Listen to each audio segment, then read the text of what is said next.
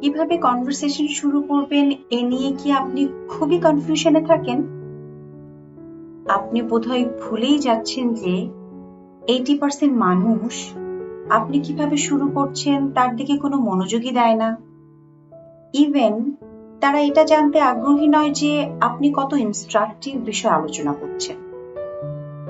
বরং তারা অনেকেই এই ব্যাপারে আগ্রহী যে আপনি কতটা মধুর এবং আগ্রহের সাথে কনভারসেশন করছেন।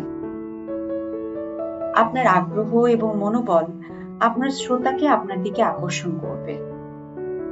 এই ছোট্ট জীবনে আমি খেয়াল করে দেখেছি যে কি কথা দিয়ে শুরু করবেন এর চেয়ে কতটা মধুর করে শুরু করবেন এটা বেশি গুরুত্ব রাখে।